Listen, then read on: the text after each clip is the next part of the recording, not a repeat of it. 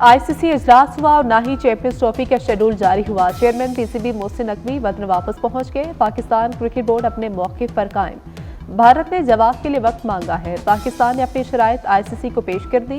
भारत मुश्किलात का शिकार। भारतीय बोर्ड आइंदा 3 वर्ष के लिए पार्टनरशिप फार्मूले पर अपनी हुकूमत से मुशावरत कर रहा है।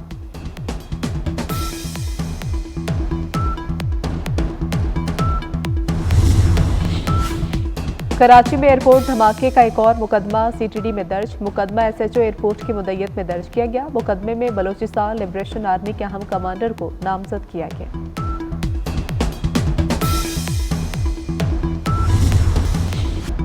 बानी पीटीआई ने डी चौक आने का नहीं कहा, सिर्फ इस्लामाबाद पहुंचने का कहा था। अली मोहम्मद खान की ऑडियो लीक में इंकशाफ। कहा कि बानी ने संगजानी में बैठने और मुज़ाकरात का हुक्म दिया। कारकुन किसके कहने पर डी चौक गए। बुशरा बीबी की शमूलियत बारे भी बानी को नहीं मालूम। बानी की हुक्म उदूली का बुशरा बीबी समेत किसी को हक नहीं है। एहतजाज का ऐलान अलीमा खान की बजाय बैरिस्टर गोहर को करना चाहिए था। अलीमा खान ने खुद क्यों एहतजाज की कॉल दी।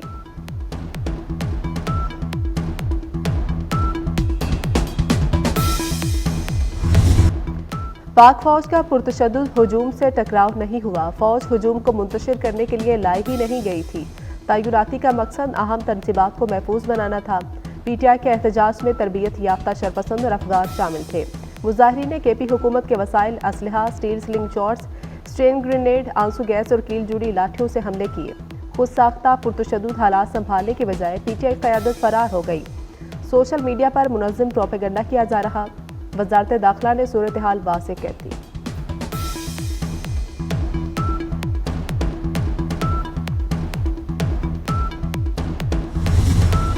झूठी अमवात का प्रोपेगेंडा पीटीआई के गले पड़ गया। मुराद सईद ने लाशें गिराने का मंसूबा बनाया। गजा और कुरम के शोहदा की तस्वीर लगाकर कहते हैं ये इस्लामाबाद की है। अताउल्लाह तारड़ की सेक्रेटरी दाखिला के हमरा प्रेस कॉन्फ्रेंस। कहा कि मुराद सईद केपी हाउस पेशावर में रुपोश है। गिरफ्तारी के लिए छापा मारना अच्छा नहीं लगता।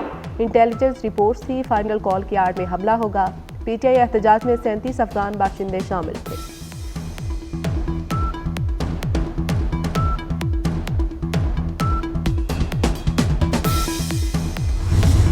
मुल्क में सियासी अफरा तफरी और चंद लोगों की दारुल हुकूमत पर चढ़ाई काबिल अफसोस है। एक्स सर्विसमैन सोसाइटी के सदर lieutenant general retired Abdul Qayyum Malik की प्रेस कॉन्फ्रेंस। कहा कानून को हाथ में लेकर अवाम की जान पर हमलावर किसी रियायत के मुस्तहिक नहीं। मुल्क से बाहर बैठकर डिजिटल दहशतगर्दी में मुलविस अफराद को इंटरपोल के जरिए पाकिस्तान लाया जाए और सजा दी जाए। सिक्योरिटी फोर्सेस की कुर्बानियों को खिराज अकीदत पेश करते हैं।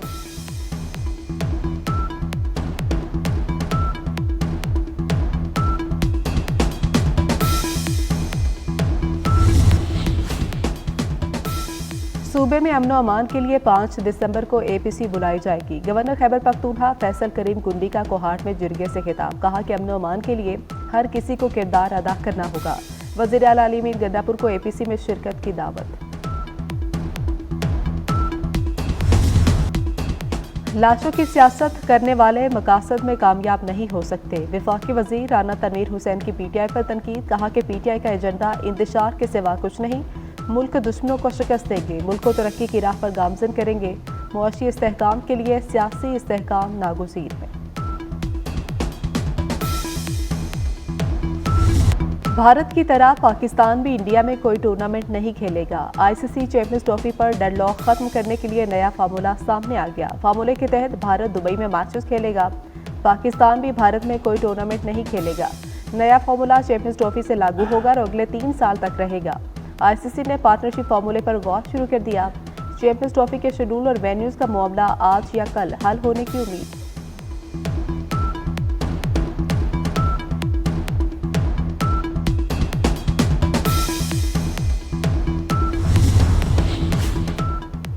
भारत को आईसीसी की सरबराही मिल गई। भारत के जय शाह ने आईसीसी चेयरमैन का चार्ज संभाल लिया। जय शाह ने बतौर आईसीसी चेयरमैन काम का आगाज भी कर दिया। जय शाह भारतीय क्रिकेट बोर्ड के जनरल सेक्रेटरी के ओहदे पर फाइज थे। हुकूमत का आज़मीन हज को मजीद सहूलतें देने का फैसला। हाजियों के पासपोर्ट से जमा नहीं किए जाएंगे। सेकंड कॉपी काबिल इस्तेमाल होगी। तर्जुमान के मुताबिक हाजियों को बायोमेट्रिक के लिए कहीं जाने की जरूरत नहीं होगी। सऊदी वीज़ा ऐप से आज़मीन बायोमेट्रिक घर बैठे कर सकेंगे।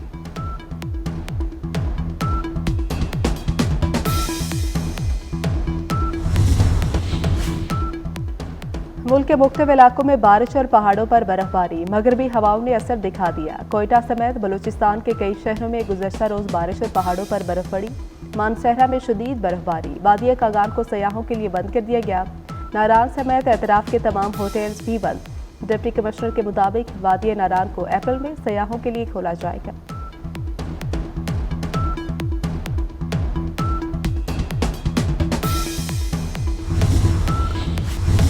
मुल्क में सियासी अफरा तफरी और चंद लोगों की दारुल हुकूमत पर चढ़ाई काबिल अफसोस है। एक्स सर्विसमैन सोसाइटी के सदर lieutenant general retired Abdul Qayyum Malik की प्रेस कॉन्फ्रेंस।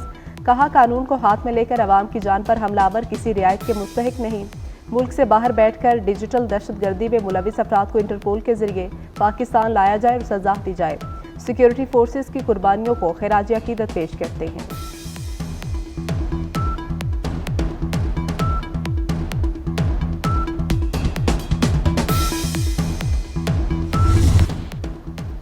गजा पर इसराइली हमलों में तेजी आ गई। इसराइली फौज की बमबारी से 24 घंटे के दौरान मजीद 100 फलस्तीनी शहीद हुए। सियोनी फौज के बैतुल्लाहिया की रिहायशी इमारत और खान यूनिस में राशन के लिए कतार में खड़े लोगों पर फायरिंग, 87 फलस्तीनी शहीद। इसराइली फौज के वहशियाना हमलों में 2 माह के दौरान 2700 फलस्तीनी शहीद। गजा में अब तक 44,382 फलस्तीनी शहीद हो चुके।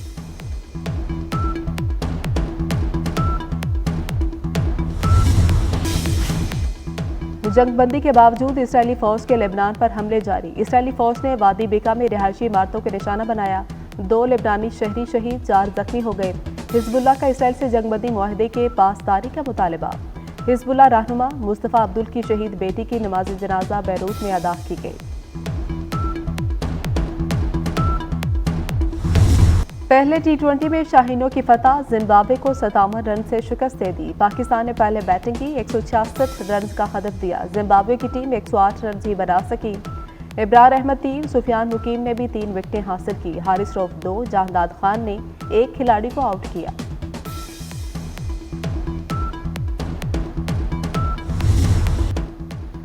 फीफा वर्ल्ड कप 2034 की मेजबानी सऊदी अरब को मिलने का इम्कान। सऊदी अरब की दरख्वास्त को जायजे में 500 में से 420 पॉइंट्स मिले। मेजबान मुल्क का ऐलान 11 दिसंबर को किया जाएगा। मुल्क में सियासी अफरा तफरी और चंद लोगों की दारुल हुकूमत पर चढ़ाई काबिल अफसोस है। एक्स सर्विसमैन सोसाइटी के सदर lieutenant general retired Abdul Qayyum Malik की प्रेस कॉन्फ्रेंस। कहा, कानून को हाथ में लेकर अवाम की जान पर हमलावर किसी रियायत के मुस्तहिक नहीं। मुल्क से बाहर बैठकर डिजिटल दहशतगर्दी में मुलविस अफराद को इंटरपोल के जरिए पाकिस्तान लाया जाए और सजा दी जाए। सिक्योरिटी फोर्सेज की कुर्बानियों को खिराज अकीदत पेश करते हैं।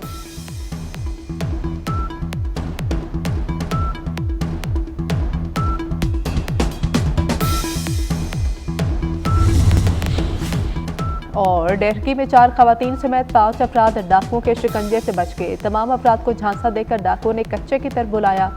पुलिस ने नाकाबंदी के दौरान वैन को रोककर अगवाकारों का मंसूबा नाकाम बना दिया।